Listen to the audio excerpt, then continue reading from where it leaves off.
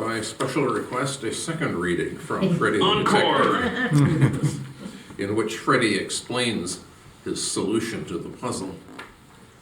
See here, Jinx, I'll show you just how I solved the case. Here's the first clue I discovered. We'll call it Exhibit A. What do you make of that? There were some scratches on the white paint of the windowsill, and in several of them were traces of green paint. Jinx looked at them, sniffed of them, and said, "Ah, just so," because he couldn't think of anything else to say. "That doesn't mean anything to you?" asked Freddy. Yes, quite," said Jinx hastily. "Green paint, very significant." "I'm glad you follow me," said Freddy. "Now for Exhibit B." And he took Jinx over to the bed and showed him half a dozen very fine, very short, dark gray hairs on the pillow. Jinx looked at the hairs, but when he sniffed at them, he sniffed so hard that he blew them onto the floor. "Hey," shouted Freddy, "be a little careful, can't you? You're destroying the evidence. We need those for our case." "Case of what, measles?" said the cat contemptuously.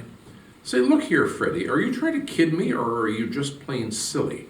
You talk about those little old gray hairs and that green paint as if you'd found a pitcher of cream. If this is all there is to your detective business, I'm going. I know lots of better ways of having fun than—" "Oh, wait a minute," exclaimed the pig. "Gosh, Jinx, I thought you understood what it meant. You said you did. Look here. Those cars in the train are painted green, aren't they? Well, what does that paint mean then? It means that the cars rubbed on the windowsill when the thief was taking them out of the window last night, doesn't it?" I see what you're getting at," said Jinx. "All right," went on Freddy. "Now, what kind of hairs were those I showed you?" "Those hairs? I don't know, just hairs." "Oh, use a little sense. Were they Ella's or Mrs. Bean's?" "No, of course not. Hairs like that, well, I suppose they might be cat hairs." "Where is there a gray cat in this neighborhood?" asked Freddy. "Mice then," said Jinx. "No," he added, "they're too coarse for mouse hairs, but—" "Rats!" he exclaimed suddenly.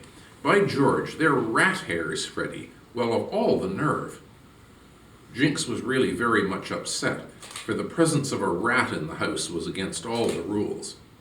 When Jinx had first come to the farm several years earlier, there had been a family of rats living in the house and several of them in the barn. When Jinx had ordered them out, they had just laughed at him, but Jinx was a brave and stalwart cat and a fierce fighter, and after several battles, in which the rats had got much the worst of it, they had met him one night under a flag of truce, and had agreed that if he would let them alone, they would all move down into the woods and would not enter either house or barn again.